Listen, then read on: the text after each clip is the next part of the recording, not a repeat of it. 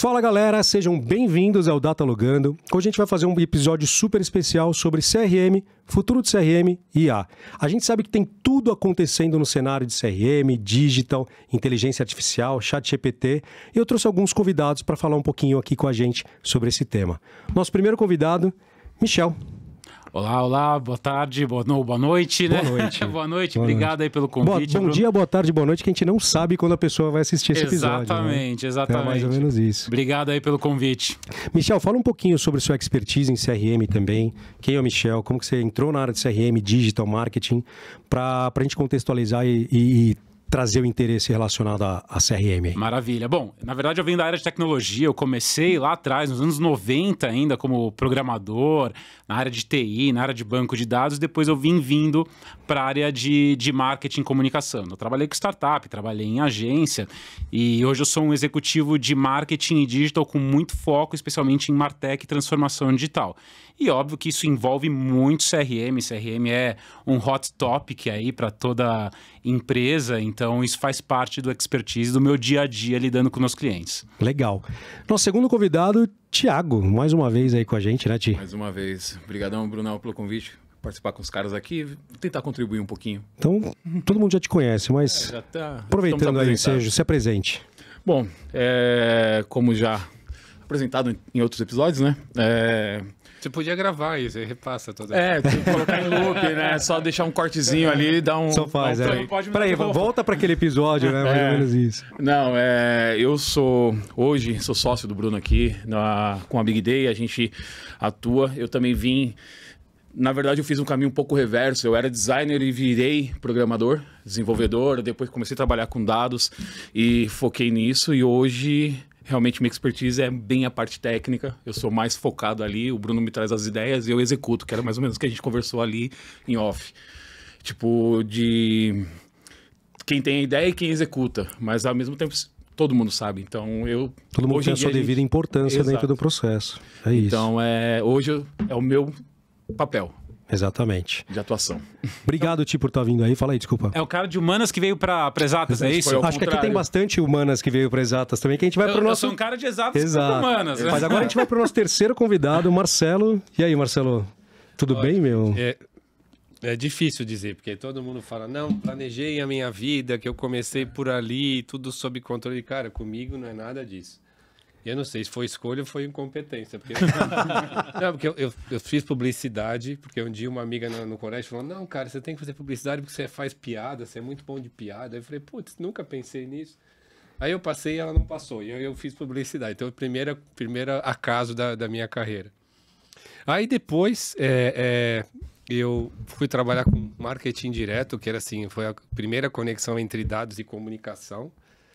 E as coisas foram indo. Eu comecei na empresa que eu estou hoje, que é a Market Data, vai fazer 23 anos. Hoje eu sou presidente da empresa. E desde então, o meu barato é ajudar realmente a conectar dados, tecnologia e criatividade, né? Que seja o grande tripé hoje que move a indústria da comunicação. Eu acho que esse ponto que você falou, Marcelo, é interessante porque a gente entra numa vertente hoje que quando a gente, principalmente nós que somos de humanas, também como o Thiago, a gente só fala com criatividade. E a criatividade, ela tem a outra vertente dela, que os dados também podem ser criativos. A gente também pode trabalhar dados de uma maneira criativa nesse cenário. Então, não é só porque você não está lidando no final do dia com uma campanha criativa somente com texto, com uma arte, com uma sacada nesse cenário que a gente não pode trabalhar. A gente com certeza pode. E a gente vai entrar nesse cenário também nesse capítulo hoje aqui para a gente falar um pouquinho de como era a publicidade, o marketing direto, como que a gente vai envolver o CRM num futuro, que a gente já está falando bastante de inteligência artificial, tecnologia muito atrelado, e a gente vai entender um pouco esse teu contexto também. Legal. Ótimo. Vamos lá? Vamos lá. Gente, então primeiro eu queria propor um brinde aqui ao nosso encontro. Opa! Que agora temos a nossa cerveja Voz aí com a gente também, fazendo essa parceria. Boa. Então vamos lá. Para a gente começar já, dadas as introduções de todos vocês, eu queria levantar um tema aqui. Acho que todo mundo aqui trabalha com CRM já tem algum tempo.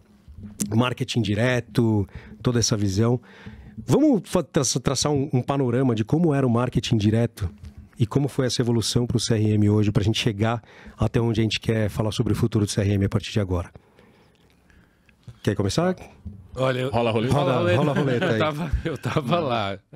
Vamos lá. Eu comecei a trabalhar na década de 90, né? E naquela época, quem lidava com dados em agência de comunicação era um bichinho meio estranho que ficava ali no canto e ninguém nem convidava para almoçar, né?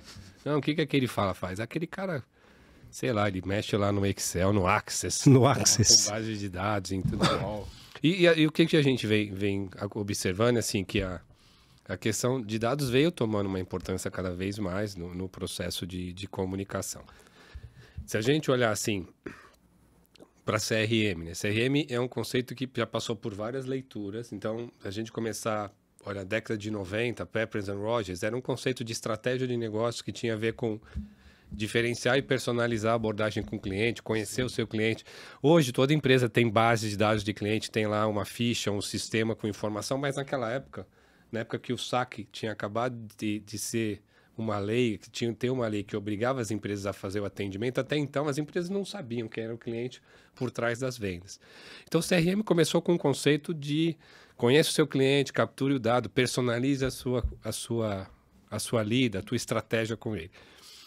Ao longo do tempo, a indústria de tecnologia se apropriou do tema, então grandes vendedores de tecnologia começaram a vender sistemas de CRM. CRM se tornou quase um sistema de atendimento. Tinha 2 ou 3 plataformas.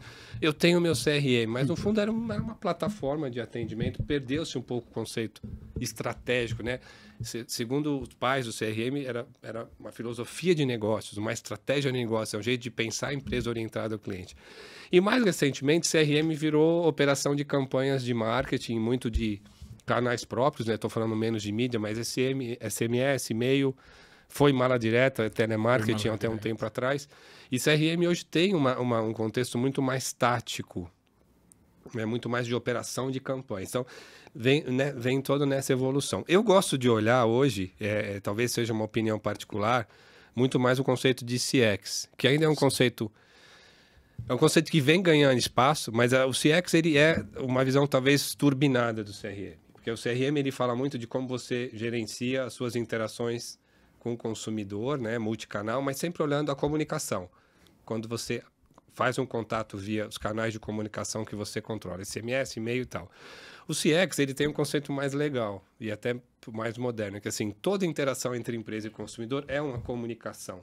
Sim. E você tem que dominar com maestria e agregar valor em todo o contato. Então, seja não só no e-mail marketing que ele recebeu, mas quando ele vai à tua loja ou quando ele liga para o teu call center. Tudo isso gera ou experiência ou atrito. Então, você saber gerenciar, saber ter uma maneira de entregar uma mensagem única, concisa, né, onde cada contato você está aprendendo mais, você não está fazendo as mesmas perguntas, pedindo as mesmas informações. Isso é o CX. Eu gosto mais de falar de CX. CRM, de verdade, às vezes eu não sei se é um conceito que parece que você está um pouco velho e antigo. Apesar do que eu reconheço que com essa questão do mundo cookieless, todas as empresas começaram a desenvolver departamentos de CRM e investir mais dinheiro em CRM, porque elas querem capturar o dado, né? O que a gente chama de first party data, o dado que elas capturam dos próprios consumidores. E assim, nessa história toda, para concluir e ouvir a opinião dos nossos amigos aqui, eu vejo que a questão de dados só vem ganhando valor, né? Assim, vem se tornando central, né? Porque assim, a grande promessa, quando a gente quer falar de CRM, de CX, a gente quer criar relacionamentos únicos. A gente quer que cada comunicação seja pessoal, relevante, especial, né? E que ela deixe um recall, que ela promova a mudança de um comportamento, seja voltar para a tua loja, interagir com a tua marca, comprar os seus produtos. E a grande questão por trás disso é a relevância, para mim, na comunicação, está em você usar elementos e falar coisas que são relevantes para cada um. Sim. E para você personalizar esse teu contato, a única chave, a principal chave por trás de tudo é a informação. Se você eu consigo falar com o Bruno de uma maneira especial quando eu sei que ele gosta de cerveja, eu sei para o time que ele torce, quer dizer, essas coisas trazem relevância. Você cria elementos, né? O próprio conceito de gerar uma experiência, do design, de você ser relevante, passa por você personalizar. Personalização talvez seja uma grande promessa que os dados ajudam hoje as empresas a entregarem. Não, super ponto aí. Tem algum... Eu gosto muito dessa evolução do conceito de CRM que você trouxe caminhando para um CX, Mas na minha experiência, olhando para clientes que eu atendo, clientes grandes, empresas de grande porte, quando elas se relacionam com o CRM, existe uma questão com relação ao CRM que é um encarar muito tático do CRM, que eu acho que não é a principal entrega que o CRM deveria fazer hoje, né? Eu acho que a entrega de um bom CRM, de uma boa estratégia de CRM na geração de valor junto com o teu cliente, é também a geração de valor para a empresa, com base em insights, com geração de inteligência, modelos preditivos, né? Então, não somente a entrega e fortalecimento da relação com o cliente, mas também trazer valor para a empresa através de todas as informações que os clientes deixam nessas interações. Quando você tem um bom CRM alinhado, integrado com o teu ecossistema de canais, todas essas interações que você estava mencionando, Marcelo, tudo aquilo gera uma informação, gera uma nova informação. Então, a gente conseguir ler e não estou dizendo que é fácil, não estou dizendo que é barato, não estou dizendo que é simples, muito pelo contrário. Fazer isso bem feito gera também, para mim, é uma mina de ouro, né, que os clientes deixam também ao longo da sua jornada na mão da empresa. E, obviamente, isso retroalimenta toda a parte tática de comunicação e outras possibilidades de entender o cliente e trazer um cross-sell, um upsell, diminuir teu churn e por aí vai. Eu acho que... Só quer falar, Ti? Depois eu falo. Eu acho que uma visão de CRM, para mim, eu acho que o ponto que vocês trouxeram é super relevante, porque assim, eu entrei no CRM oficialmente, porque tem a parte não oficial, porque a gente, querendo ou não, já teve uma interação com o CRM e você fala, pô, recebi um negócio em casa super legal isso aqui, só que você era moleque ainda, você não entendia o que era aquilo, mas você sabia, legal, ele tá falando comigo. Ele sabe que eu gosto de videogame, ele sabe que eu gosto disso, ele sabia aquela informação. Quando a gente começa a trabalhar com CRM, a gente começa a entender um pouco essa dinâmica. Para mim foi curioso, porque eu saí de uma agência grande, criatividade, e fui para uma agência CRM. Daí todo mundo falou, você é louco? Eu falei, mas por que eu sou louco, cara? É algo que eu quero experimentar. Eu acho que tá vindo como digital, porque daí veio como digital também, né? O digital CRM, daí entra aquela vertente que você está tirando da mala direta, você está começando a fazer o e-mail marketing, você está começando a trabalhar todos os canais, porque eu acho que teve as evoluções do CRM. Primeiro era a mala direta, depois veio o e-mail marketing, depois hoje a gente está falando de um cenário onde a gente tem a geração cookie, que a gente pode fazer toda a segmentação de mídia online, tem todo o processo onde você cria suas camadas, seus elementos para criar mais repertório para falar com aquele cliente. Então, a partir do momento que eu comecei a entrar nesse cenário, é engraçado, porque eu me vi, eu quero que a pessoa estranha, que falou, você está entrando no CRM, está todo mundo fugindo do CRM, você está entrando. Eu me apaixonei.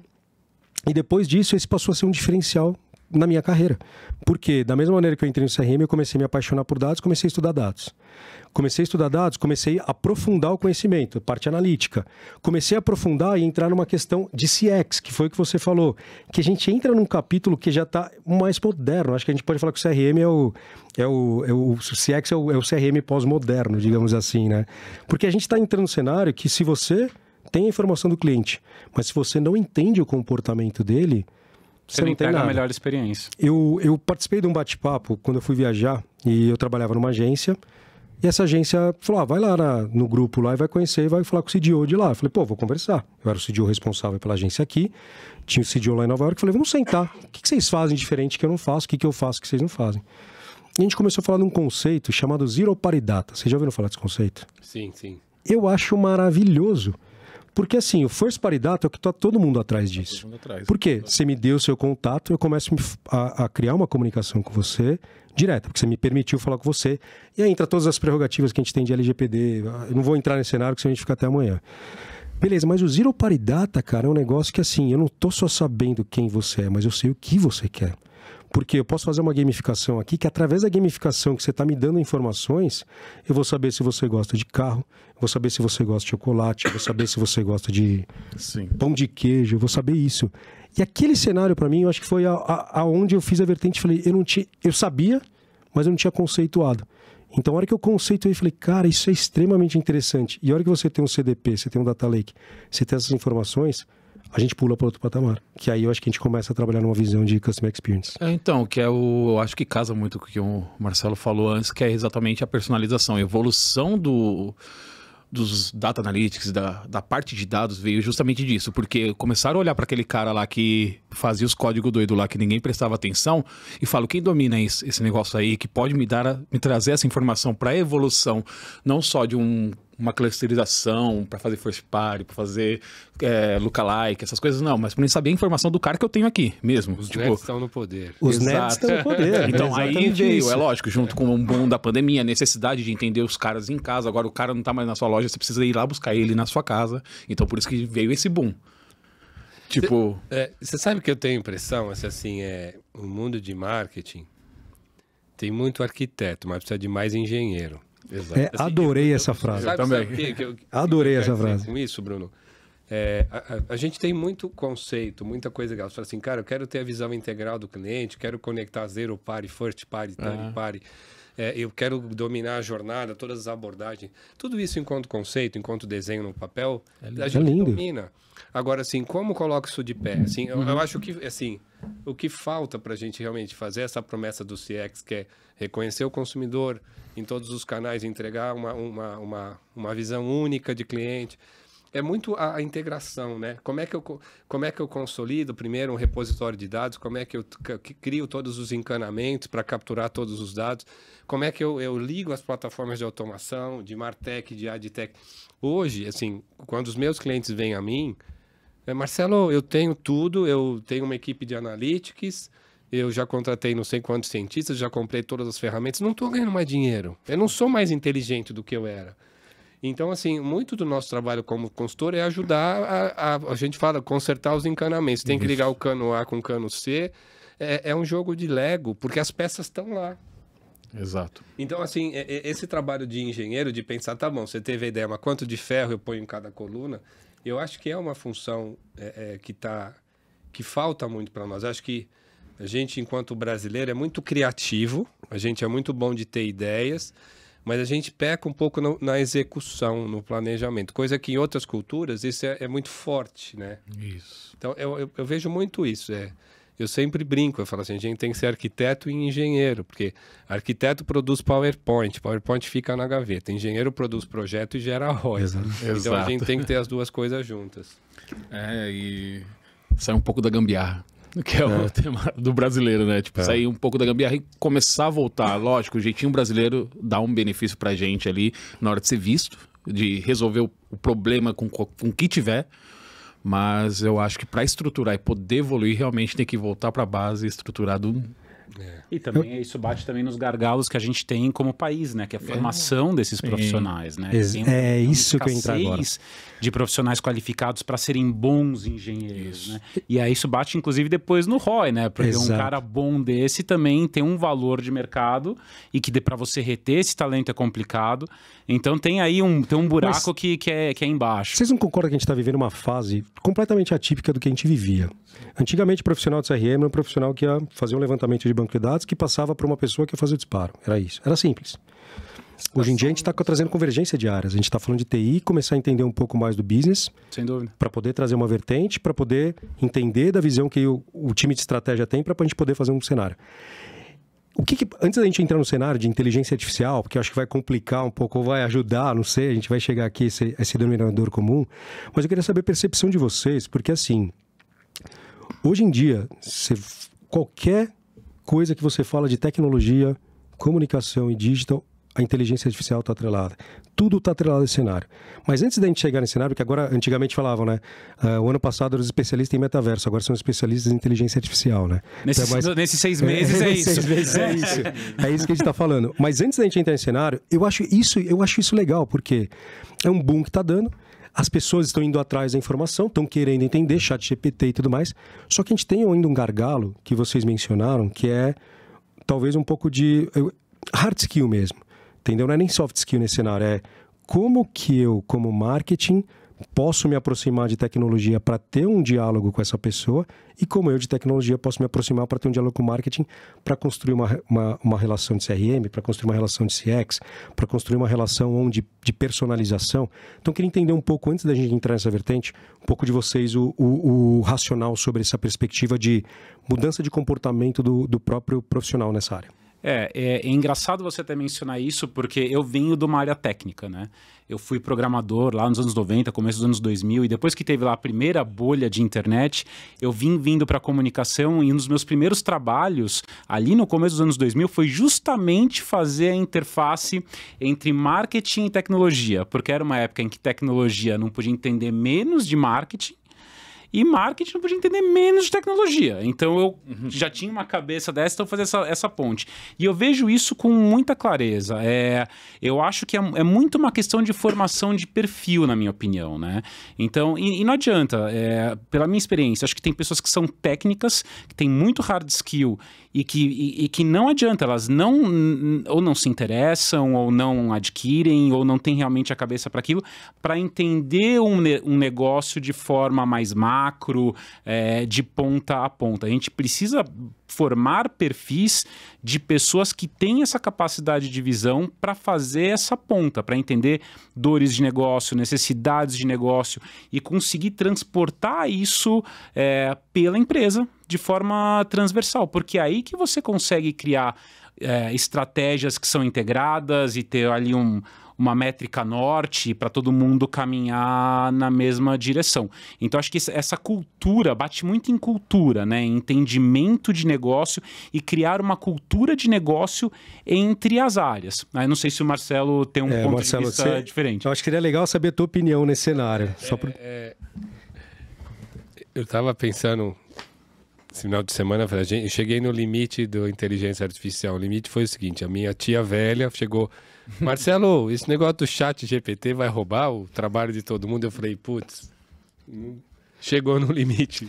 Quando a minha tia velha está querendo saber o que é chat GPT, é porque o assunto pegou. Exato.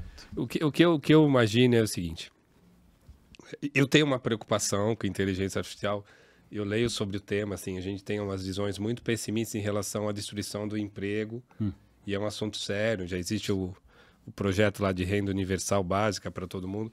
Acho que é uma questão médio e longo prazo, mas assim, é tão difícil a gente prever que talvez seja uma discussão mais filosófica, mais técnica, eu nem sou capaz de pensar.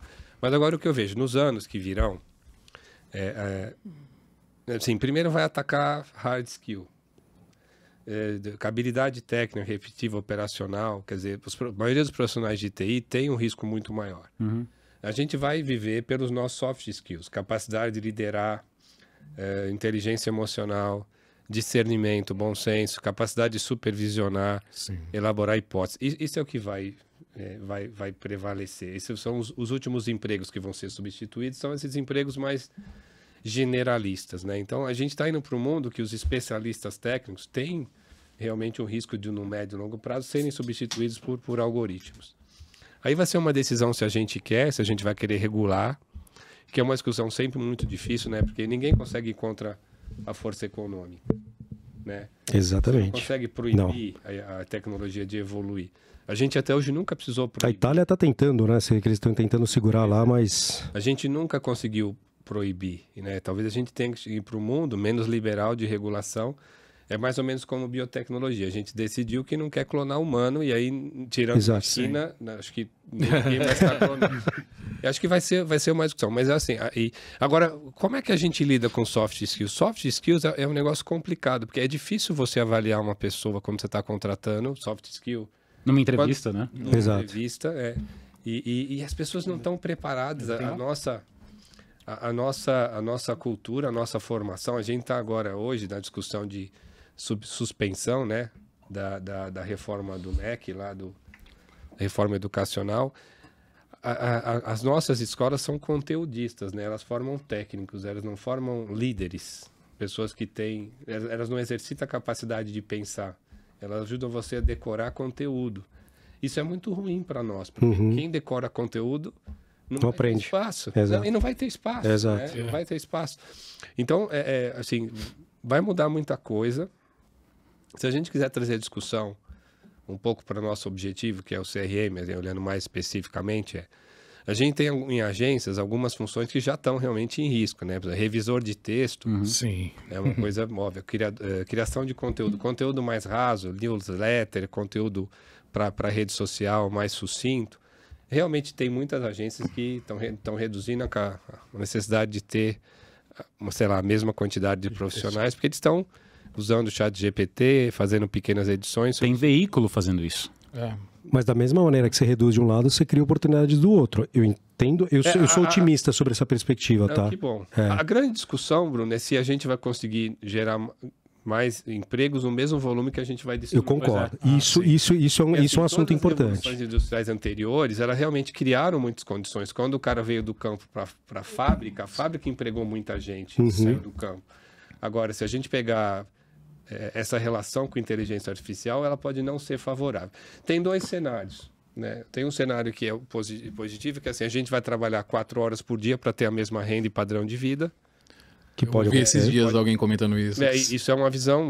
E a outra visão é que realmente a gente vai ter que viver com uma cesta básica universal e as grandes corporações que vão dominar essas inteligências artificiais vão pagar para a gente não se revoltar e para a gente continuar comendo a nossa ração básica ali e ir para o parque no final de semana. Então, assim, mas essa discussão é um pouco distante, talvez, da minha capacidade de discernir, apesar que eu me preocupo muito pelos meus filhos, né? Sim. O que eu acho assim, se a gente olhar no nosso métier, CRM, né, o que isso vai trazer de benefício para o consumidor, pensando numa visão de negócios de marqueteiro. A gente sempre usou algoritmo, a gente estava conversando ali antes do começar, para fazer marketing direto. Então a gente usava modelos preditivos para estabelecer propensão a churn, propensão a comprar um produto novo. E a gente sempre usou recursos de estatística que vieram antes dos recursos de inteligência artificial. Em termos de acerto, assim, as diferenças são muito sutis, não é? Você não vai ganhar o jogo, ou reter mais clientes, ou fazer um relacionamento mais lucrativo, porque você usou AI e não usou a estatística clássica. Não é esse o ponto. O ponto é que a gente, com AI, está abrindo novas fronteiras, né? Eu vejo, assim, 3 grandes... Isso que a gente tem discutido muito na Market Data.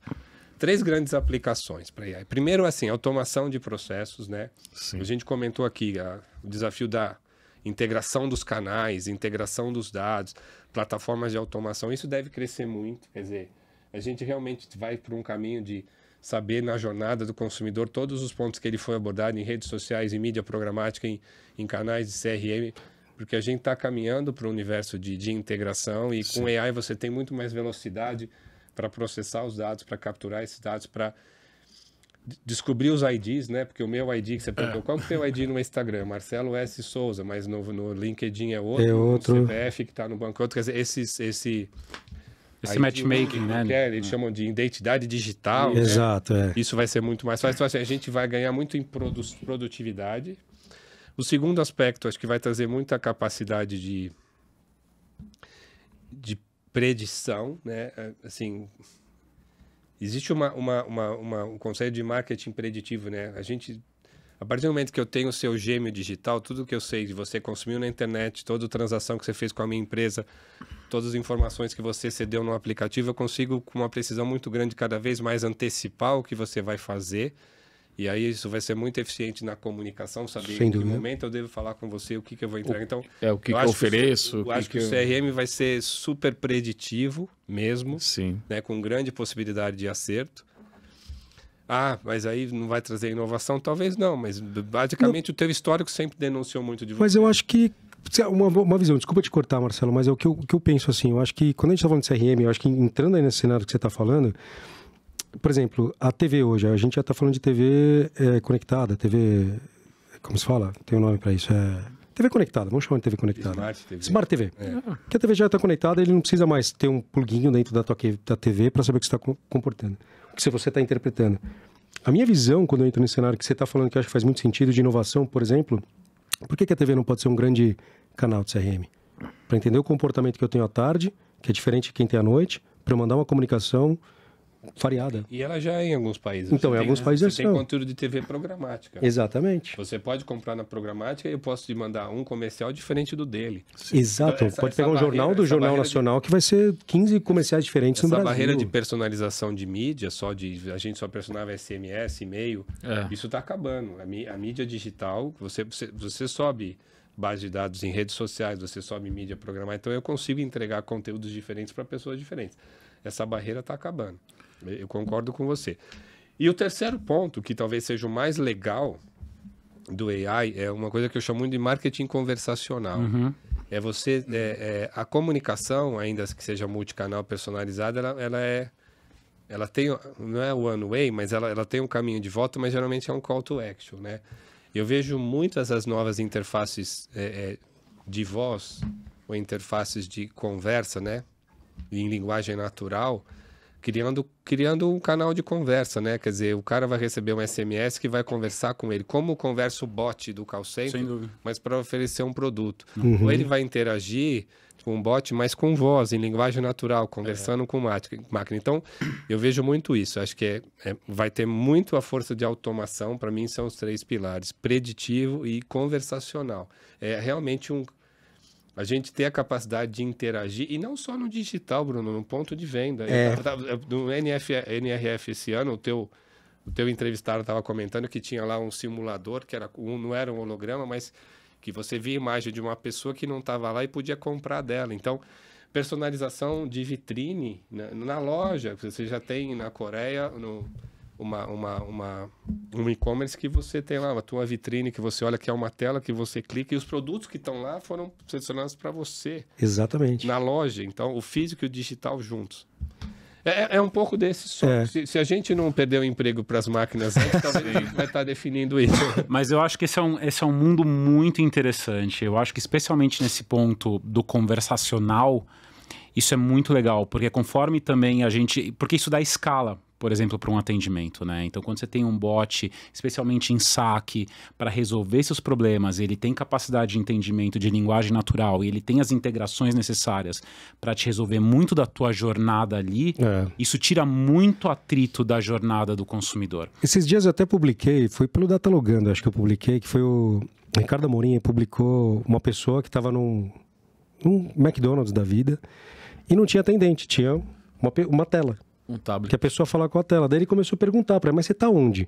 Que língua que você quer falar? Porque hoje em dia a gente tá multilingual, se a gente for ver.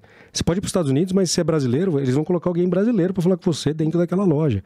E aí entra um nível de personalização, porque talvez você não fala aquele idioma. Então, a hora que eu vi aquilo, eu falei, cara, é uma coisa tão simples, mas é uma personalização. Então era uma tela que ele falava, qual língua que você quer falar? Eu quero falar português. Nos Estados Unidos, beleza. Aí a mulher falava português, ele, onde você tá? Eu tô na Bolívia. Então você começa a ver uns lances assim, que isso daí que eu acho que vai ficar cada vez mais constante nisso. E vocês trouxeram um assunto também que, assim, a gente tá falando de bastante CRM, personalização e tudo mais. Antes da gente entrar mais aprofundado nisso, eu queria saber a visão de vocês sobre o CRM e o advertising atual. E eu vou trazer a minha, acho que compartilhando a minha visão. Eu acredito que CRM vai ser a grande vertente além do advertising. Justamente pelos pontos que você falou. Personalização, predição, todos esses capítulos que foi o patinho feio até agora. Acho que ele está ganhando protagonismo e vai ganhar ainda mais. Vamos saber a opinião de vocês aí. Eu acho que eles convergem muito forte, porque é óbvio, a função clássica do advertising é te gerar fluxo para venda, correto? E o teu CRM como disciplina é a gestão do teu relacionamento com o consumidor. Então, no final das contas... Mas se eu já tenho as suas informações, só uma pergunta. Será que eu já não posso trabalhar um CRM antes de trabalhar um advertising? É uma pergunta meio capciosa, digamos assim. É uma pergunta capciosa. Mas é uma curiosidade. É uma outra maneira de você fazer advertising. Porque se eu já tenho informação, se eu já tenho perfil, se eu já tenho clusterização, eu já sei mais ou menos onde, se você tem 20% de chance de ir para cá, 50% de chance para lá, por que eu vou gastar dinheiro? Desde que você tenha essas informações. Desde que eu tenha as informações. Então a gente bate hoje em questões como LGPD e etc. E nem todo mundo você tem as informações. Você entende o advertising como um grande gerador de fluxo, sei lá, uma boca de funil. Né? Então você tem ali todas as etapas da jornada do consumidor. E o advertising tem uma função muito importante nesse começo de jornada. A partir do momento em que ele entra ali dentro do teu universo, ele te cede algumas informações e você consegue estabelecer com ele um canal de comunicação através do teu CRM, das tuas réguas, e você começa a gerar inteligência a partir daquilo, ali o jogo muda. Então eu acho que as coisas convergem, elas são complementares, mas no mundo de hoje, em que a mídia é muito fragmentada, então todo mundo tem ali sendo bombardeado por atenção de todos os lados, 24 horas por dia, dormindo com o celular do lado. O CRM, acho que ele tem uma importância fundamental entre a diferença de você ter um consumidor e você ter um embaixador de marca. Legal. Não, é assim, eu concordo plenamente, mas assim, é que agora a coisa tá ficando mais rápida, justamente pela tecnologia, o tempo que eu levo para esse advertising virar CRM, justamente pelo hard skill ali, pelas tecnologias que estão surgindo, o quanto tempo eu levava antes para saber toda essa informação do meu cliente depois que ele deu o opt-in ali, que ele entrou na minha base. O quanto tempo eu levo, o cara com muito menos ações, hoje em dia eu já sei muito mais dele, justamente pelas tecnologias, os tipos de tecnologias que estão sendo usadas hoje, que é a questão dos cookies e tudo, que interpreta toda a experiência do usuário que está vindo, já vem a bagagem com ele. Tipo, eu peço até desculpa que eu tento ser otimista. Eu acho que eu sou otimista até demais. Eu acho que eu tenho o meu grande problema em relação a isso. Porque a hora que eu vejo isso, eu falo, tá bom, talvez eu não tenha o teu dado. Mas eu tenho... Você está dentro de um perfil dentro para mim. Obviamente que o teu perfil é uma inferência. É uma inferência. É uma inferência. Claro. Só que ao mesmo tempo que eu tenho o teu perfil, isso daí pode ser muito assertivo quando não pode. E meus modelos, a partir da frente, vão começar a definir se está certo ou não. Por isso que eu ainda tendo a acreditar que o CRM, ele vai... Ainda não é, mas eu acho que ele está chegando, graças aos dados, graças à evolução de inteligência artificial, graças à evolução de comportamento, graças à evolução de conceitos que se trazem à arquitetura do processo de first party, second party, third party, todo esse cenário. Eu acredito que a gente comece a trabalhar e eu acho que não é briga entre quem vai ser maior e quem vai ser menor. Não, é complementar. É complementaridade. Eu acho que é uma complementaridade, mas ele está ganhando uma relevância cada vez superior. Eu acho que é esse cenário. O que é o CRM? Acho que tem dois conceitos importantes, né? Que é o conceito de você reconhecer as diferenças do consumidor e entregar conteúdos diferentes. Então, assim, hoje é a comunicação. Se você falar com um publicitário tradicional, o que ele está fazendo na comunicação, ele vai se preocupar em entender as personas, né? Que eles usam muito esse termo, como é que eles podem usar, sei lá, plataforma de DCO para personalizar conteúdo em mídia digital. Eles estão fazendo CRM, apesar de não denominarem dessa maneira. Então, assim, eu não vejo muita fronteira. Assim, o futuro da comunicação passa por aí, por você dominar com maestria dados, tecnologia, para entregar experiências únicas de longo prazo. Aliás, é o slogan da minha empresa. mas naturalmente é alguma coisa que a gente acredita. O que eu puxando um pouco um tema aqui, talvez por um gancho que a gente possa discutir, o que eu acho assim, voltando para a questão dos engenheiros, né? É muito difícil você criar hoje uma agência de comunicação que consegue equilibrar bem esse tripé de estratégia ou inovação, dados e tecnologia. É muito difícil você incutir na cabeça do criativo, às vezes, que parte da criação tem que ser data-driven, que ele tem que estar inspirado em dados, né? Geralmente eles têm Entende como uma tela em branco, né? Os mais antigos, eles gostam muito de se trancar durante horas numa sala e depois acordar. Com KV. Exato, com a ideia. Exato, é. E aí ele vai subir na mesa e dar um show na hora de apresentar para o cliente, vai fazer aquele teatro e o cara vai adorar. Então é difícil, a gente sabe, tem poucas empresas conseguindo realmente equilibrar essas coisas para pensar... Talento e dados, né? Talento, dados, tecnologia, e como é que constrói isso numa estratégia de marca, numa estratégia de CX, numa estratégia realmente que vai levar para o consumidor experiências diferentes, que vai considerar um multicanal. Mas deixa eu fazer uma pergunta. Você acha que isso é uma questão até geracional de formação dessa nossa geração atual de diretores de arte, de designers, que entendem muito o processo criativo como uma tela em branco e talvez não estejam acostumados a se aproveitar, porque no final das contas torna o trabalho do cara mais assertivo, né? Ele beber de fontes de dados, beber de insights de clientes. Você não acha que com o tempo a gente vai criar uma nova geração de profissionais com os soft skills necessários para a gente conseguir transitar nesse mundo antes que toda a criação seja também terceirizada para uma IA? Para falar a verdade, eu não sei muito, né, do que... Assim, eu vejo uma mudança, acho que os profissionais que já nasceram, os criativos que já nasceram no digital... Aceitam isso melhor, né? Tem esse pensamento mais assim. Eles sabem que eles não são sozinhos, né, a última bolachinha do pacote. Que tem uma questão de ego muito grande, então eles são mais colaborativos, né? Eu acho que o que pode potencializar muito é a estrutura de trabalho, né? Então, hoje a gente vem trazendo para algumas agências o conceito de squad. Claro. E squad é uma coisa difícil, né? Você quebra departamento, você subverte hierarquia, né? Para ter uma decisão mais rápida. Mas eu acho que hoje as melhores experiências estão por aí, né? Que você pega muito conteúdo de social, que é muito comum você ver ter squads muitas vezes alocada no cliente, ela já tem uma dinâmica própria, né? Assim, já tem uma boa combinação de skills, ele já tem um conceito de analytics que ajuda bastante.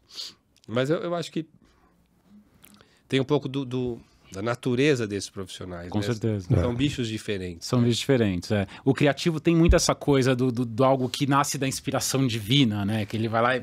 Mas, ó, você falou um ponto interessante. Eu tava vendo uma palestra quando o Marcelo Serpa saiu da propaganda. Tá surfando. Perguntaram pra ele, por que você tá saindo da propaganda, né? Tipo, você era um mito, o ícone, tudo mais. Ele falou, a criatividade não depende mais do criativo. Pois é. E ele falou isso numa entrevista, que eu não vou lembrar onde, depois eu posso até achar o trecho e colocar aqui para todo mundo acompanhar, que falou, cara, hoje tem a tecnologia trazendo novos formatos, os dados trazendo novas possibilidades, novos caminhos e tudo mais. E eu achei super pertinente do que ele falou, porque é o criativo mais premiado do Brasil, um dos mais, se não for. E a hora que você vê ele falando isso, você dá aquela pausa e você fala, opa, peraí. Cara, eu tô indo pro caminho certo. Não que eu vá ser premiado e tudo mais, mas pelo menos do ponto de vista do meu achismo também, que eu acho que a gente tem muito achismo também de, puta, vou pra cá, vou pra lá. Você tá caindo pra dados, você é louco, você não sabe nada de dados. Você começa a aprender, você começa a entender, então... Mas posso fazer uma provocação em cima Claro. disso? Eu entendo isso e até concordo.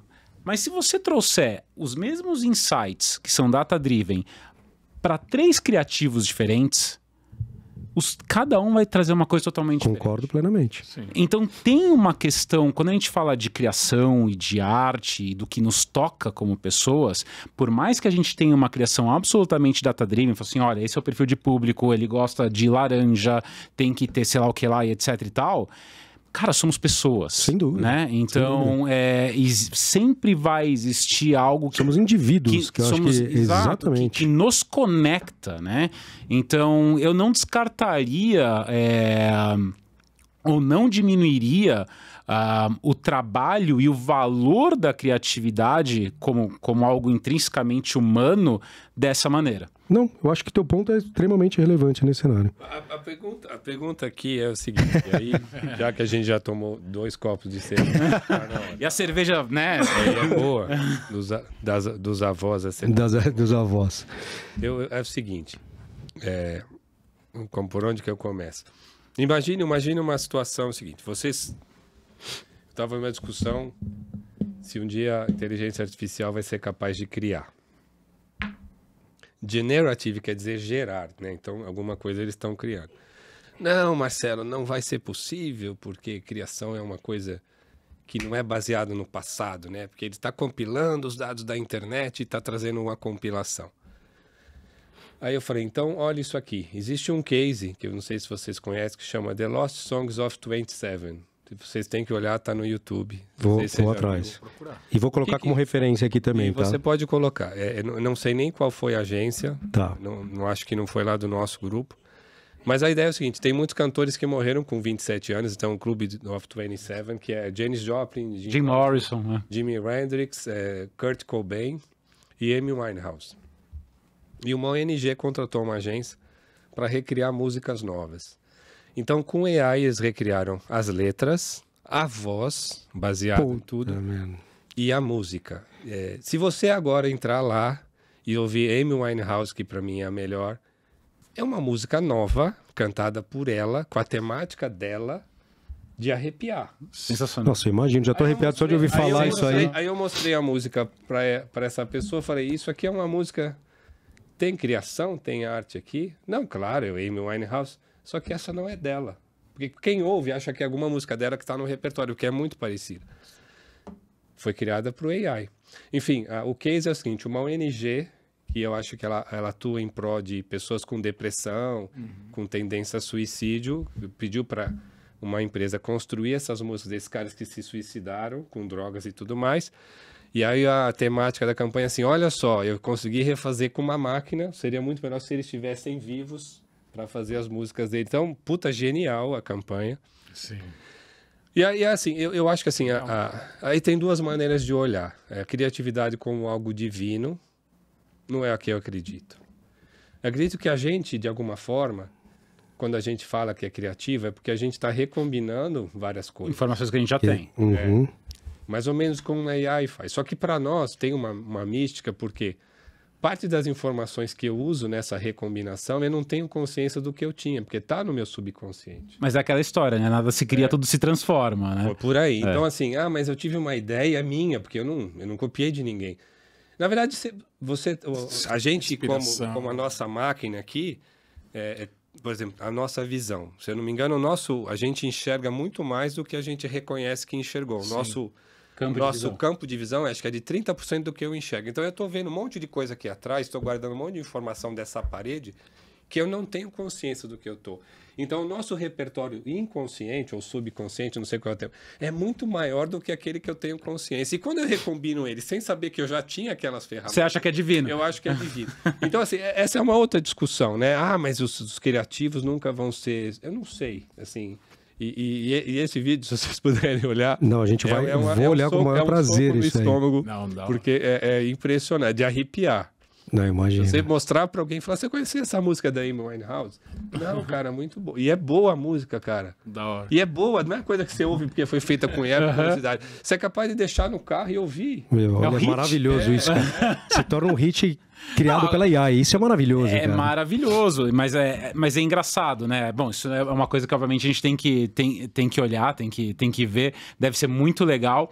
Mas a minha grande questão com isso é, será que a gente, até inclusive como seres imperfeitos, né? Será que as nossas imperfeições, será que os nossos defeitos, será que isso não humaniza? Será que não vai ficar tudo tão pasteurizado, né, tão igual, porque quando você tem uma inteligência artificial e ela consome um determinado dataset, um histórico de informações e tem ali, porque no final é uma fórmula matemática, sim, né, e começa a dar saída com base nas mesmas coisas sempre, e você não renova aquilo, você não oxigena aquilo, será que a gente não pasteuriza a criação? Com certeza. Será que a gente não pasteuriza o nosso mundo e isso, no final das contas, os nossos defeitos, as nossas características intrínsecas... Mas aí entra na questão do soft skill, que aí é o nosso diferencial. É onde eu sou generalista, através do meu repertório, de tudo que eu vivi.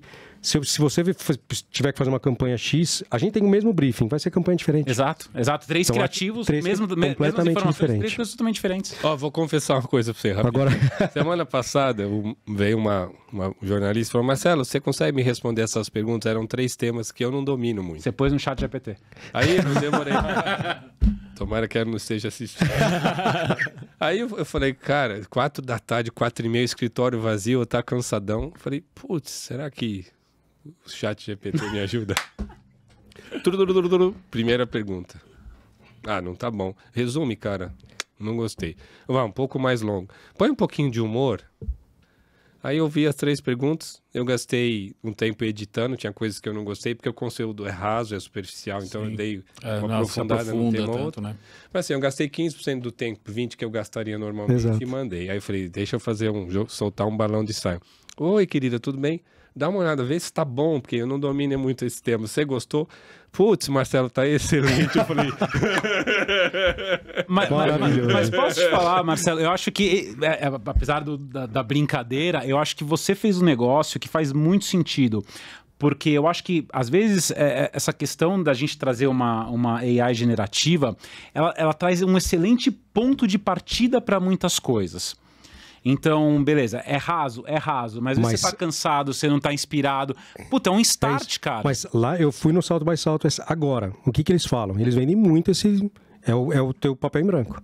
Você coloca, você não sabe o que você vai fazer, coloca alguma coisa lá pra te inspirar. Eles trabalham isso muito como inspiração. Perfeito. Então, te trouxe uma inspiração, só que você colocou teus trejeitos ali também pra poder aquele ponto. Gente, vamos pro nosso segundo tópico da entrevista pra gente aprofundar agora a inteligência artificial. Bom, então a nossa segunda etapa agora da nossa entrevista, a gente já falou bastante sobre CRM, já trouxemos alguns capítulos que a gente iria trazer aqui no futuro, mas acho que tem um tema que seria interessante hoje. Quando a gente está falando de CRM, a gente está muito relacionado também a entender o sentimento do nosso cliente, principalmente quando a gente fala de social, e também quando ele externaliza esse sentimento em diversas plataformas que hoje existem.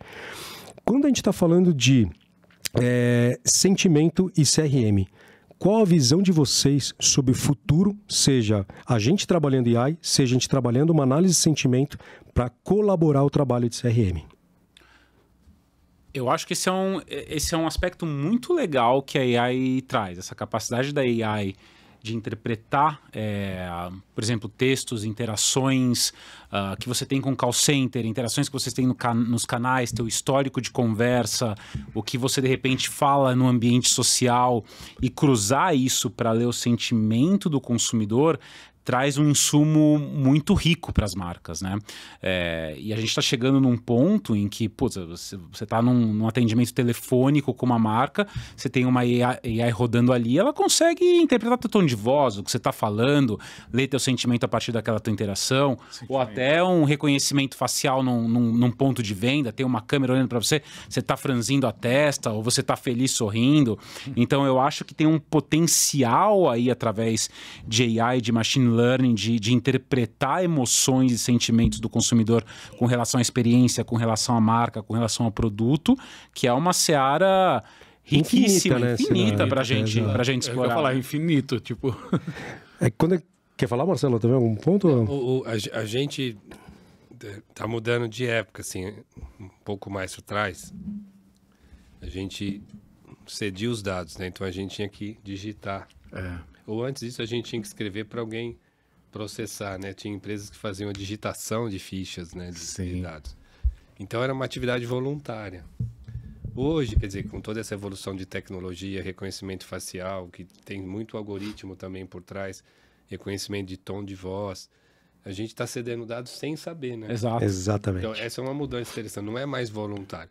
Deixando de lado as questões de privacidade, que tem que ser levado em conta, mas falando das possibilidades de tecnologia, quer dizer, todos esses sinais são sinais que vão, de alguma forma, ser processados para, ajudar as empresas a interpretarem e a tomarem decisões, sejam de personalização, seja de momento de compra, momento de troca. Então, isso é muito poderoso, né? Se a gente olhar assim, uma loja do futuro, um espaço físico, né? Não sei se loja vai chamar ainda, ela é quase como um site. Sim. Você vai poder ter todos os analytics, né? A pessoa entrou, quanto tempo ela ficou, que caminho ela fez. Já tem muitas dessas tecnologias espalhadas, mas quando ela estava de frente para um produto, qual foi a expressão facial, significa que ela gostou, mas se ela não comprou, eu posso ter um sorriso abandonado, né? Um carinho abandonado. É um sorriso abandonado maravilhoso. Sorriso abandonado. Então, todas essas questões, elas vão digitalizar, né, a nossa vida, como...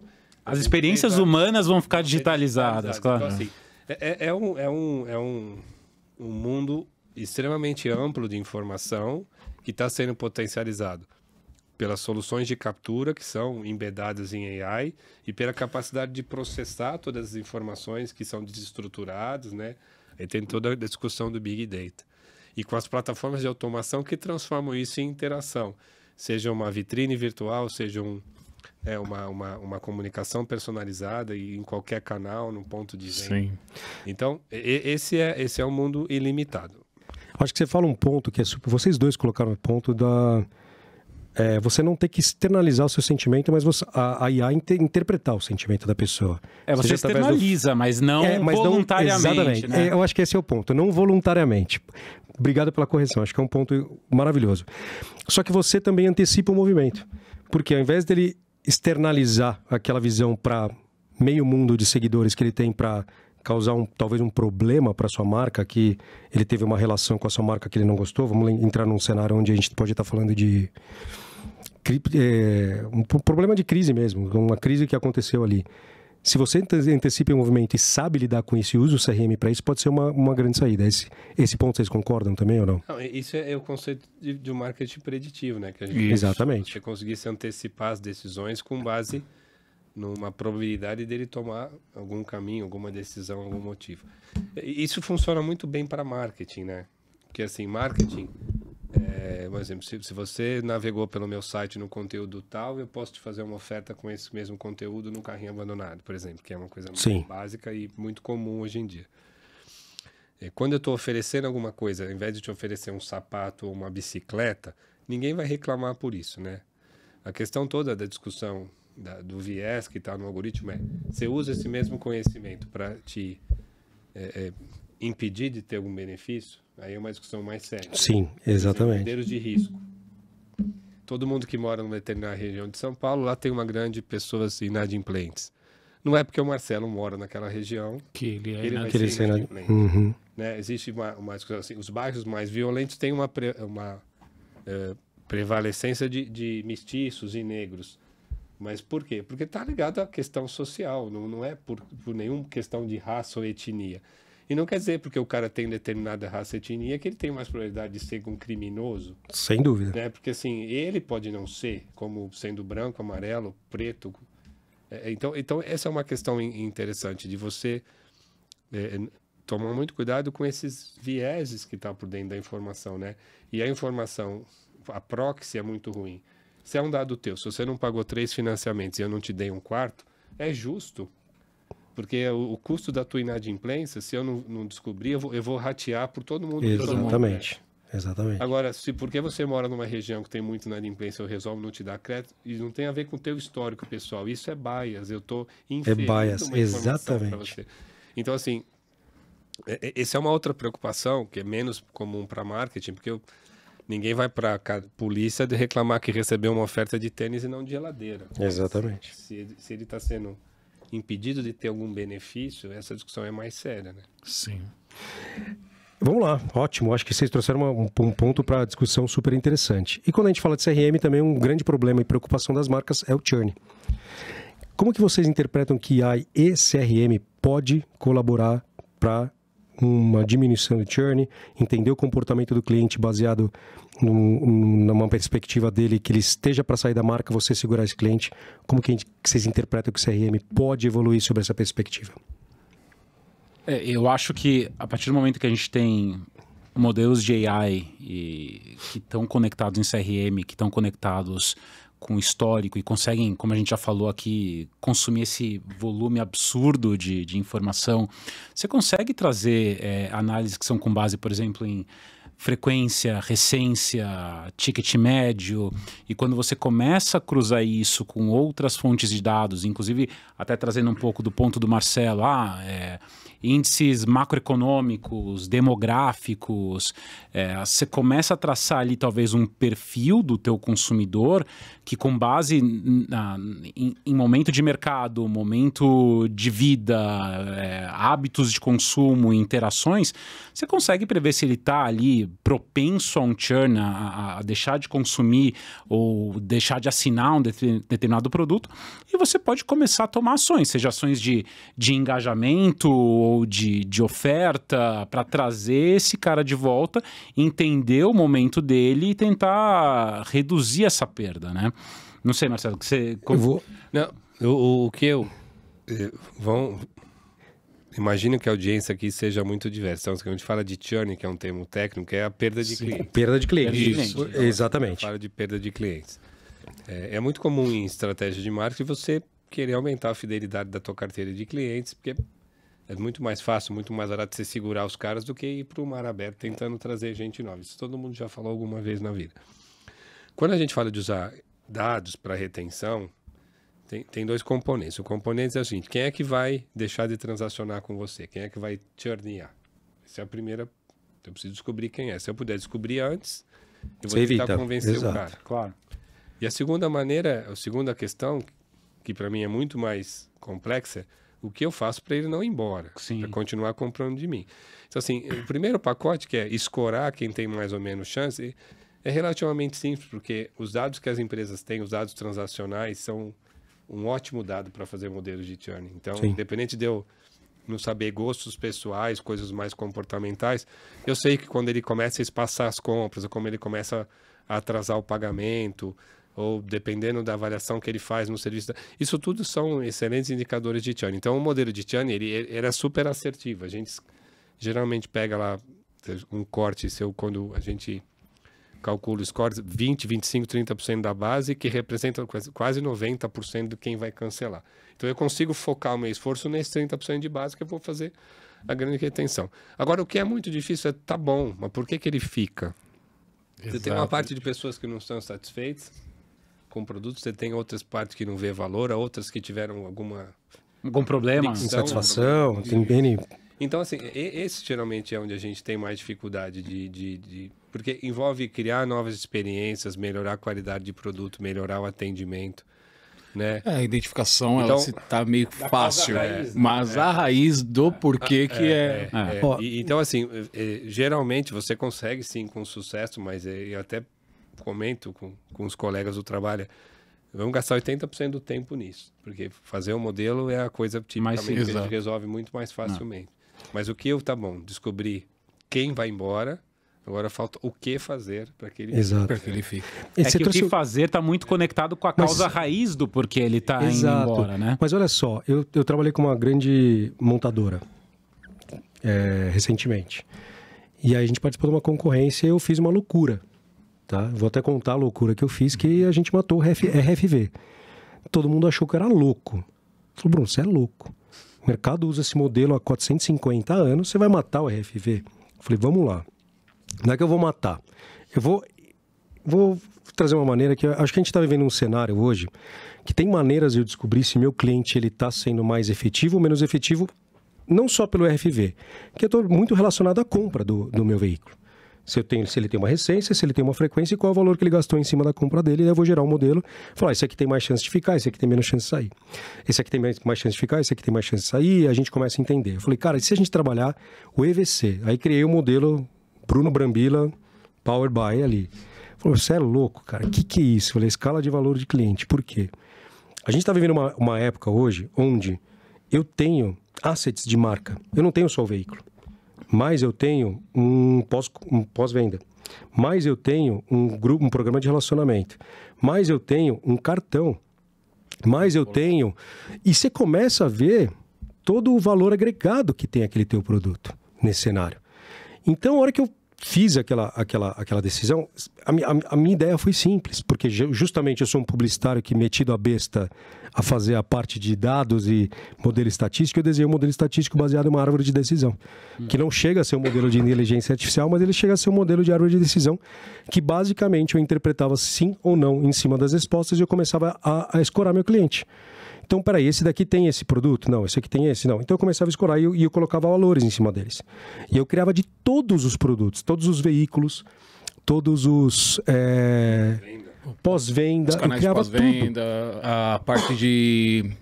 O Thiago fez comigo esse projeto. Então, que tinha também, linkava a parte de manutenção. Ele entrou nessa loucura minha aí também. Mas você acha que isso não Mas olha só, aí o ponto interessante que eu achei que eu descobri nisso. Obviamente, eu não posso matar o RFV, porque o RFV é um extremo valor para mim, para eu saber a aquisição daquele meu cliente, quanto eu estou pagando e quanto eu estou entrando. E que também depende muito do tipo de produto que você está trabalhando. Só que a partir do momento que eu pego o valor de todos os produtos que ele tem dentro da minha marca, eu começo a interpretar o engajamento que ele tem com a minha marca ou não. Por que eu vou gastar dinheiro com esse cara que só comprou um carro uma vez comigo e não tem nenhum asset da minha marca? Mas tem um cara que comprou, mas ele tem todos os meus assets da marca. Cara, esse cara aqui tem uma predisposição de fazer uma compra maior, absurda. E a gente não tá olhando para ele. Por quê? Porque eu tô olhando a RVV. Então, a hora que eu comecei a entrar nesse cenário, eu falei, pô, isso daí entra num estudo de churn muito pesado, que eu tô falando de LTV. Esse cara, ele quer entrar para minha marca, mas ele só comprou um carro. Cara, o modelo estatístico de carro é maravilhoso, porque a gente está falando de carros usados e a gente não considera isso. E quando eu era planejador é engraçado, né? Porque você nunca deixa de ser, mas... E eu fiz um planejamento que era todo veículo seminovo de alguém todo veículo seminovo de alguém é um veículo novo dele. E a gente deixa de considerar isso. É verdade. Então, a partir do momento que você entra nesse cenário e você passa a considerar as variáveis, esse cara quer continuar na minha marca, mas talvez ele não tenha dinheiro. Qual a condição que eu posso dar para ele para fazer com que eu aumente o valor dele na escala de cliente que eu acabei de criar? Então, eu trago esse tema de churn para cá, porque eu acho que o ponto que vocês trouxeram é muito relevante, porque eu criei esse modelo da minha cabeça ao Léo, só que funcionou. Funcionou bem, funcionou legal.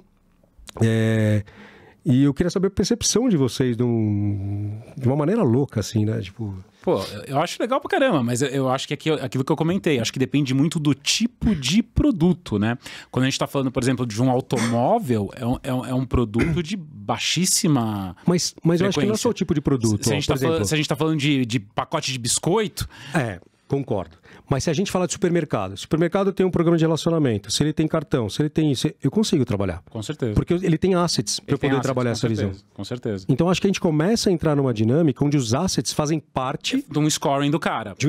E digo mais, às vezes o cara, por exemplo, quando a gente está falando de um produto de alto valor, por exemplo, um carro, às vezes o cara nem tem o produto, mas ele é um brand lover. Segue tua marca no Instagram.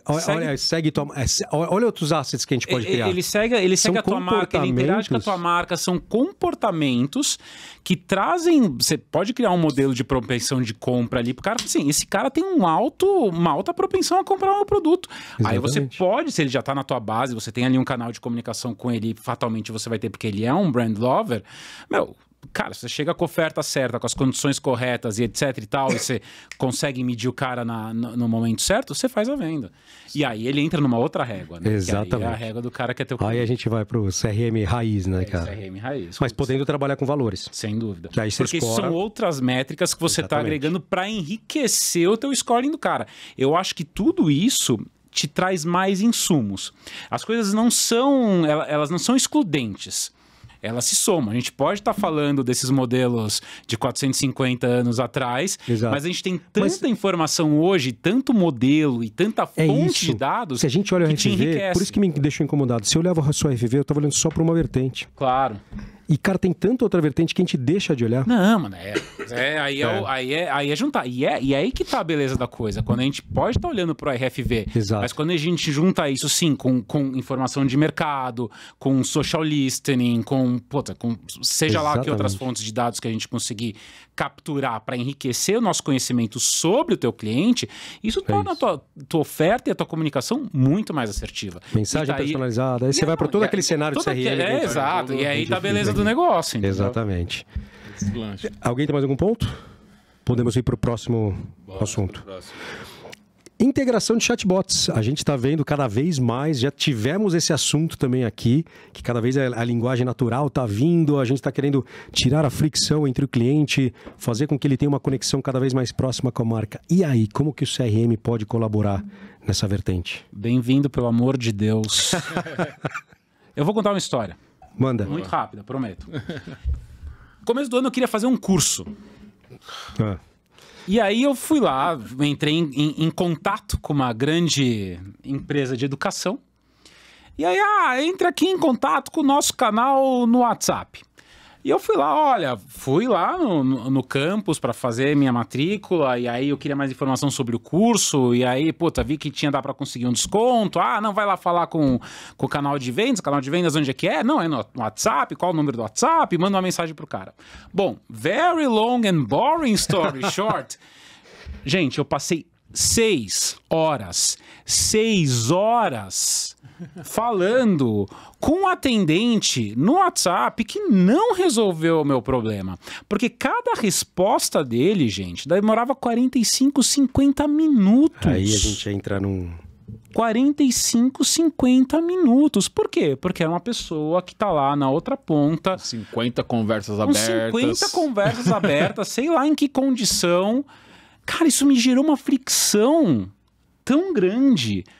A fricção não é a palavra, uma irritação, uma putice. A fricção é só a vertente para isso. Exato. Não, eu achei insuportável. E eu só pensando, cara, eu vou entrar em contato com esses caras, eu vou resolver esse problema. Isso é inadmissível. Cara, por que esse trabalho, que aí a gente vai voltar naquela nossa discussão no futuro do trabalho, trabalhos que são muito operacionais, etc e tal, mas do ponto de vista da jornada do cliente, da jornada do consumidor, se aquela interação fosse substituída por um bot com capacidade de compreensão de linguagem natural, com boas integrações, que conversa com o RP dos caras, com o financeiro, com as regras de negócio, com o CRM e o escambau, eu não tinha demorado 6 horas para fazer minha matrícula, que aliás eu não fiz, porque eu fiquei tão puto que eu cancelei, mas tinha virado uma conversa de 5, 10 minutos, eu tava felizão, tava pagando... Você já estava predisposto, você já estava ali. Exato, tinha contratado. Eles perderam um cliente por causa de uma ineficiência operacional. Eu acho que tem um dilema nas empresas. Vou dizer qual é a minha opinião. Eu trabalho com cliente, dados há tanto tempo. Tem o que as empresas falam e o que elas fazem. Total. Então, assim, mas é interessante, assim, o sistema de remuneração e recompensa dos executivos é baseado em ano fiscal. Sim. Claro. Então, assim, se você tem uma meta para bater de lucro, de receita até o final de 2023, todo investimento que você tem que fazer esse ano, que não vai trazer retorno esse ano, Você não faz. Exato. Né? Quando você fala de cliente, você fala de ações que vão enriquecer o relacionamento, que no longo prazo vão gerar resultado. Então, você fala de lifetime value, eu vou investir agora porque ele vai continuar comprando no futuro. Só que o lifetime value é um conceito mais complexo e não é o da maneira com que os executivos são avaliados. O máximo que eles têm de indicadores de clientes é NPS, que eu acho que 90% dos NPS hoje são implantados de uma maneira questionável. Concordo. Então, o que acontece? Olha, eu valorizo o cliente, eu sou customer centric, mas no fundo, se eu não bater o meu resultado de dinheiro esse ano... Você é bonus-centric. Bonus-centric, é isso. Então, assim, esse para mim é o dilema. O que eu estou contando essa história? Primeira coisa que uma empresa quer ser customer centric, ela tem que levar a sério indicadores de clientes. Indicadores de clientes não são só resultados em ano fiscal. Ponto final. Com certeza. Tá? Por que eu vou trazer isso para o chatbot? As empresas implantaram o chatbot para economizar custo de atendimento. Não foi para enriquecer a experiência do consumidor. Não foi Não foi para agregar exato. valor. Se fosse para agregar valor, você ia falar assim, tem aqui o telefone de um humano, tem aqui um chatbot engraçadinho, você pode escolher. Isso é agregar valor, dá opção. Concordo. Elas não fizeram isso. Elas cortaram todo o atendimento humano que é mais caro e te colocam num looping. Você tenta falar com o cara com o chatbot, aí ele responde a pergunta padrão. Tá melhorando, mas ainda são muito ruins. Aí você vai procurar informação, só tem no site, e o site tem as perguntas mais frequentes que não te atendem. Assim, Eles fazem o máximo, na verdade, para não te direcionar para um humano. Água, luz, telefone, é impossível falar com um humano. Às vezes você falar com um humano. Então, assim, isso não é customer experience, isso é redução de custo. Adorei, é isso, concordo então, assim, plenamente. Quando você traz uma função para agregar valor, ela é legal. Eu acho que assim, os novos bots vão ser muito melhores. Sim. Porque se toda essa capacidade que a gente tem desses novos algoritmos, de entender linguagem natural, for colocado em bots, vai ser fantástico. Se você vê o nível de interação com o chat GPT, se você puder replicar isso com voz da maneira tão informal que você escreve, é um bate-papo. Vira um bate-papo. Então, assim, eu acho que vai trazer muito valor em relação a isso. Hoje, a experiência é pobre. Experiência. E aí eu vou fazer um comentário. Por que esses caras têm que brincar que são gente? É verdade, eu né? falo, eu sou um robô. Olha, eu sou a fulaninha de tal. Olha, não, e aí faz aquela. Já estou procurando os seus dados. Clac, clac, clac, clac, clac. Nossa, isso é. Absolutamente. Parece que a gente é criança, né, cara? Parece que a gente é criança nesse cenário. Olha né, só, achei o seu registro aqui, só um minutinho. Aí o barulhinho do teclado. Eu não sou débil mental, né? Então acho que esse é um conceito que. Se você usa tecnologia para ampliar a experiência, é muito legal. Se você usa para reduzir custo, você está deixando alguma coisa na mesa. Sim. E o que você está deixando é a relação com o seu consumidor. Mas eu acho, só complementando, claro. Eu acho que vai chegar um ponto em que a implementação desse tipo de solução de bot integrado com linguagem natural, que vai conseguir te resolver o grosso dos problemas, como eles tentam fazer hoje com o bot, vai chegar numa relação custo muito próxima ao que é hoje. Então, a tendência dessa tecnologia, dela sendo... Isso não é para amanhã, gente. Isso é para o futuro próximo. Eu acho que o futuro é esse. Não tem muito como escapar. Eu compartilho também do pensamento de vocês, porque assim, eu falo com pessoas. Meu problema é pessoal. Você quer, por exemplo, tem muitas empresas hoje que a gente vê que elas não querem falar com você. Nenhuma quer falar com você. Nenhuma quer falar com você. Eles te jogam pro robô, no chocolate, até você chegar ao ponto de... Vamos até misturar os assuntos. Uma análise de sentimento que você vai para um órgão para resolver teu problema. Porque, cara, é tanta etapa que eles poderiam evitar que eu falo, cara, é tão simples resolver um problema aqui. Se eu falar com uma pessoa e explicar isso aqui, a pessoa pode entender. Não, mas você coloca opção 1 a 4, mas nenhuma dessas resolve para mim. É a opção 5. Não temos essa opção, sinto muito. Pelo amor de Deus, cara, eu só quero resolver meu problema. Concordo quando a gente fala que foi com uma economia que as empresas tratam e não como melhoria de experiência de usuário. Porque melhoria de experiência de usuário é onde o usuário está, onde eu tenho que estar para cobrir esse negócio. E quando a gente entra sob a perspectiva de CRM ainda, que é, porque querendo ou não, os chatbots ou os atendimentos, eles fazem parte da nossa jornada. Em que momento ele faz parte e como que eu posso colaborar, sabe? E não só isso, quando a gente fala de jornada, ainda mais hoje com o canal social e tudo mais, o consumidor escolhe o canal. Exato. Eu acho que ele tem que ter a possibilidade de escolher qual é o canal que ele vai falar. Exatamente. Eu acho que esse é o assunto hoje que a gente tem que estar... Ah, não, você tem que falar no WhatsApp. E se eu não quiser falar no WhatsApp? Exatamente. Quero falar por e-mail. Eu vou falar por e-mail. Sabe, a gente tem que trabalhar numa dinâmica hoje assim que eu concordo. Não é a experiência do consumidor. É a experiência da marca. Por quê? Porque eu estou economizando tirando meu custo daqui e podendo... É o bônus-centric. Exatamente. Então, é o que eu ia comentar, que é o que ele puxou. Ele falou, o foco foi total. Dinheiro. É dinheiro. Que, infelizmente, é o que a gente não pode correr. Não vai conseguir correr nunca. Gente, estamos chegando ao final da nossa entrevista, então vamos para o nosso momento A Voz. A Voz. Vamos lá. Hoje a gente está falando aqui A Voz. sobre A Voz. Momento A Voz, patrocinando aqui o Datalogando. Aliás, ia ser um bom nome na Argentina, A Voz. Eles usam o nome Voz. É verdade, o nome Voz. Então, hoje a gente está falando sobre CRM e futuro do CRM baseado em inteligência artificial. Michel, como você explicaria para sua avó o tema dessa entrevista? Cara, primeiro que depende da avó, né? Se for a avó materna era uma coisa, se fosse a avó paterna era outra. Imagina uma avó e explica o tema dessa entrevista para ela, pra gente simplificar um pouco aqui. Eu acho que ia falar assim, bom, vó, imagina que chegou lá perto do meu aniversário e eu gostava muito do strudel que a minha avó fazia.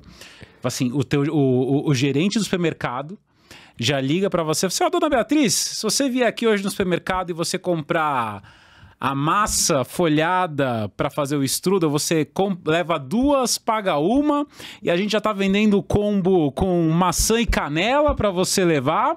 E se você fizer ainda o cartão do supermercado, você tem 50% de desconto. O que eu ia falar para ela é que eu sou uma pessoa que torna isso possível através de tecnologia, de dados, de informação. É isso, é transformar a experiência de compra mais relevante, mais cômoda e a melhor experiência para ela, de forma que gere valor para o consumidor. Muito bom, muito bom. Vamos lá. E se o strudel sair bom, melhor ainda. Melhor ainda. Marcelão, como você contaria para sua avó o tema dessa entrevista hoje? Eu vou contar, na verdade, para minha mãe. Vamos lá. É engraçado que você está fazendo essa pergunta. Quando eu falei para minha mãe, eu vou fazer publicidade. Ah, que legal. Tá bom, filho, deve ser bom. É bom, isso aí, eu acho que é, mãe. A menina falou que eu sou bom de fazer piada. Acho que ela um dia, Marcelo, mas alguma das coisas aqui que passou na televisão do comercial foi você que fez? Eu falei, não, mãe, ainda não. Mas você não faz comercial para televisão? Não, mas você nunca vai aparecer aqui na televisão? Então, mas você não trabalha com publicidade? Não, mãe. Eu trabalho com dados e tecnologia. Na semana seguinte, Marcelo, dá para você vir aqui em casa?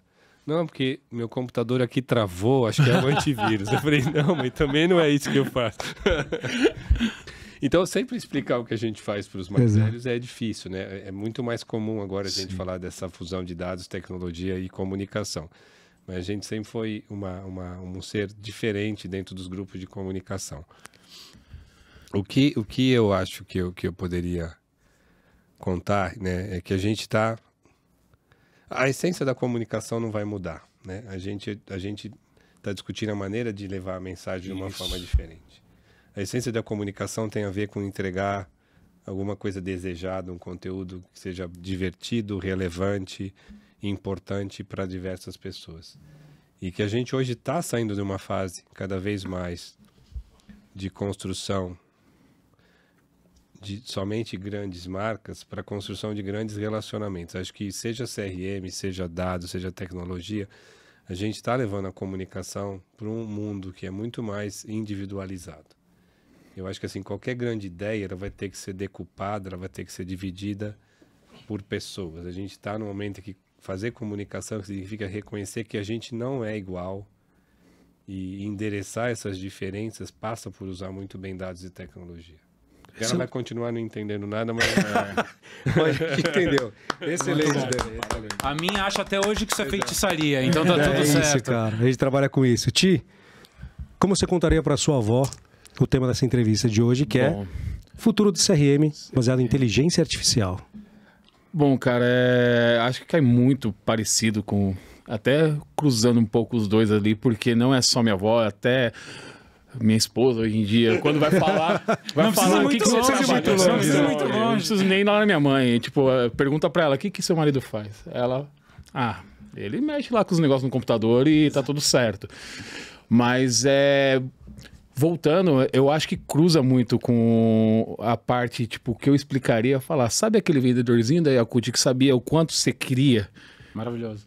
Ótimo exemplo. Sabe aquele tiozinho que passa com o carrinho da fruta, que você vai lá no mercado e você não consegue encontrar, mas ele, quando passa na sua rua, ele sabe o que você quer, qual tipo de fruta, qual tipo de verdura você quer, o que você mais gosta, o quanto você consome por semana? Então eu faço isso no computador. Excelente. Mais ou menos isso. Resumindo, sabe? Tipo, esse foi o nosso momento da voz aí. Gente, últimas considerações. Começar por ordem, como a gente começou aqui. Então, Michel, últimas considerações para o nosso papo de hoje. Bom, primeiro, obrigado por esse papo. Acho que foi sensacional, um papo bom, cerveja boa, pessoas incríveis. Foi um papo de boteco já, isso papo aqui, de boteco, né? tá sensacional. Eu acho que são pautas muito legais. Eu acho que isso é extremamente relevante para o futuro da comunicação, para o futuro do relacionamento. Eu acho que a gente vive hoje um cenário em que é essencial para todas as empresas conhecerem bem o seu consumidor e se apropriarem dessa riqueza de dados, dessa riqueza de informação que as interações dos usuários, dos consumidores geram. Isso é uma mina de ouro, né? A gente fala que o consumidor é rei. Então, hoje o consumidor tem voz, a gente precisa aprender a ouvir os consumidores e os dados estão aí para a gente aprender a ouvir, interpretar, fazer as perguntas certas, fazer os cruzamentos certos e a partir do CRM de machine learning, de inteligência artificial, de bots, melhorar a experiência do consumidor. E é isso, eu acho que isso é um caminho que toda empresa tem que perseguir, independente de porte. A gente tem hoje soluções para pequenas, médias, grandes, gigantes empresas, mas quem não trilhar esse caminho fica um pouco para trás, porque a gente sabe como é mais difícil a gente conquistar um novo consumidor do que manter o consumidor que está dentro de casa e aproveitar os insumos que eles geram para gerir o nosso negócio melhor e transformar isso numa fonte de dados que vai levar a nossa empresa para frente. Perfeito, ótimo ponto. Ti. Bom, eu só tenho que agradecer mesmo aqui a oportunidade hoje de ter vindo. Eu estou sempre próximo, né? Mas realmente eu vim hoje aqui e para aprender. E realmente obrigado aos dois. Tipo, o Bruno também, que eu aprendo todo dia com ele aprendendo. Mas assim, a vocês, só tenho que agradecer a oportunidade aqui de ter participado e ter aprendido um pouquinho mais ali. Legal. Marcelão? Obrigado, cara. Obrigado você. Muito gostosa a conversa com vocês. Obrigado pela oportunidade. Obrigado pelo patrocinador da cerveja aqui. Fez o papo fluir. Eu acho que assim, uma maneira da gente encarar esse momento de mudança, pensando em inteligência artificial, é que assim, isso em algum momento vai ser um commodity, né? Se eu gastava muito tempo e justificava meu valor por atividades operacionais, como produzir conteúdos rasos, revisar texto, essas coisas vão ser rapidamente substituídas. Então, a gente precisa olhar que no momento que eu tenho uma inteligência artificial fazendo parte do que eu fazia, eu preciso ser melhor que ela. Ainda tenho tempo, né, de melhorar a inteligência humana. Eu vi que você usa esse gancho para a tua empresa, mas a gente tem que melhorar a nossa capacidade de ter um pouco mais de valor em relação a essas soluções. Sim. Se hoje eu tenho ferramentas que são capazes de fazer atividades repetitivas, eu vou ter que saber como usá-las bem, como usar os meus soft skills para, de uma forma geral, tirar o máximo valor dela. Assim, a única maneira da gente, como ser humano, sobreviver é exatamente a gente conseguir ocupar novos espaços, porque os que a gente já fazia, quem se escondia atrás de atividade operacional, vai ser rapidamente substituído. Sem dúvida. Né?